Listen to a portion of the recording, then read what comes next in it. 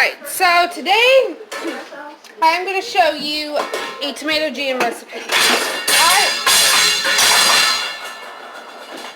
Can you tell my kids are playing with my dishes? I have two tomato recipes that I like to make. One of them is a sweet and spicy, and then the other one is the one I'm going to show you today. And it's just a tomato herb jam. It has a little bit of sweet, but it's just more, I don't know. It's nothing like the other one. I don't really know how to describe it. So, what I have in here is 6 pounds of just tomatoes. What I actually did is took all the smaller tomatoes that I really didn't want to peel, such as this, and threw them all in until I got about 6 pounds worth.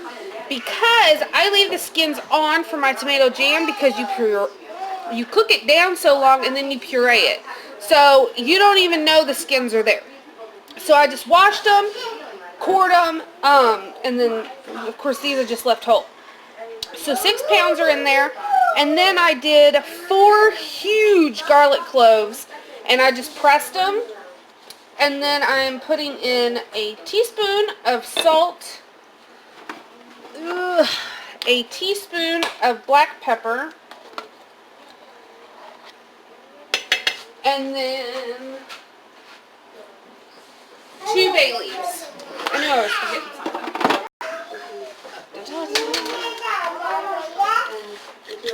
And depending on their size, yeah. Now the bay leaves will come out. I'm going to do 3. They'll come out before we puree. But now we are just going to bring this up to, let me make sure, let me look at my, yep. We're going to cook it uncovered, medium-high heat, until it comes up to a boil, and then we're going to let it simmer for an hour. And we're going to stir occasionally, make sure nothing's burning, but let these start breaking down, and then we'll add the rest of our ingredients, and then it cooks even longer. So that is what I'm going to be doing. I hope you stick around, and this is going to be a delicious recipe that you are going to want to have as a condiment or to put on cream cheese with some crackers. I like to put it on burgers or grilled cheese. It's good. You're going to want it.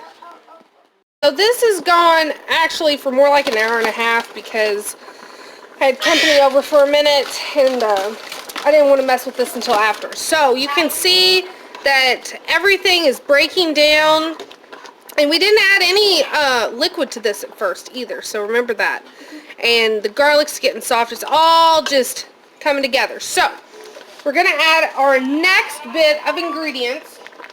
So to this we're adding 1.5 cups of sugar, and I'm just using regular sugar for this because on my sweet and spicy tomato jam I use brown sugar. So there, okay. 1.5, and then we need 1/2 cup of vinegar. Now I'm going to use apple cider vinegar. You can use balsamic vinegar, but I don't have any, and I've done apple cider vinegar, and I think it gives a good taste to it, so I'm not worried about it. You just want to make sure that whatever type you're using, it's 5% acidity. So 1/2 cup that, and then we need 1/4 cup of a white wine, and I'm just going to eyeball it, and you can omit it if you don't, oh, I can't get the cork out. If you don't want to use wine, I just think it adds another depth of flavor. And then, what makes my tomato herb jam a little different than the bulk canning book, and this was done by a total fluke, but I love it. It says to add 2 teaspoons of herbs to Provence, which I enjoy a lot, but But I didn't have it. And so this last time that I made this, I just used tarragon because I just happened to have fresh tarragon. And it is so good. My husband is very iffy on tomato based things, and he loves this. He was saying, oh, this could be on chicken, this could go on meatloaf. Like, he loves it. Here you go, baby. So I just add, I don't even know what I'm adding. Probably, did you just put that stem in there? I think you did. Probably a few tablespoons worth of tarragon, and it just gives it such a good flavor. It's awesome. But you could always add the herbs de Provence, or you can just add thyme, rosemary, oregano, whatever you want. It's really up to you. It's not going to change the canning process, so do what you like. So that's probably maybe one more sprig. And the last batch I did, I didn't even take, hold on, I didn't even take the leaves off. I just stuck the whole thing in and then fished them out later. Okay, so now that we have those in, this is going to simmer for another hour, hour and a half, until it has reduced down. And about halfway through that hour, hour and a half, I'll go ahead with an immersion blender and blend this up, and then just let it continue reducing down. So I will bring you back when this is done and we are ready to can it up. Alright guys, so here is the tomato jam. I wasn't able to actually film me filling the jars and pureeing because my little ladies, speaking of little ladies, my little ladies were super cranky. So I couldn't do it, and it needed to get done. So all I did was, last time I left you on the video, it was going to go for another couple hours. It actually ended up going for 4, but that was only because I didn't have it on a high simmer, and I also was really busy with the ladies. But it worked out. It ended up being absolutely perfect. I pureed it about halfway through. Quit moving, lady.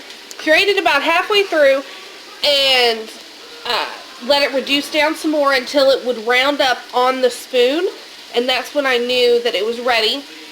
1/4 inch of headspace, and the bowl book, sorry about the shaking guys, the bowl book said 1/4 inch of headspace, 10 minutes in a water bath canner, adjust for altitude, and half pint. So you gotta get down, lady. So what I did was half pints and 1/4 pints, because I knew if I could do a half pint, I could do a 1/4 pint. And then I did them in the water bath canner for 10 minutes, like it says. And my headspace is a little more towards a 1/2 inch versus a 1/4 inch, just because I have a really hard time getting that 1/4 inch. But I had no siphoning, and they just look, I mean, they look so good, and you can see how thick it is. I mean, that's perfect. So, I hope you enjoyed this video, and I hope you're not too scared to try it. Oh, there's Floki. Say hi, Floki. I hope you're not too scared to try it, and yeah, I'll bring you along for some recipes that I use it in for sure. And also, there's the last of my tomatoes. Now, I don't know if my aunt's going to give me any more, but as of right now, that was the last of them. So those are all diced tomatoes, and then I have my tomato jam, and then I have more diced tomatoes and some fire roasted tomatoes. So a good little haul. But I'll quit talking. I'll see you guys on my next video. Thanks for watching.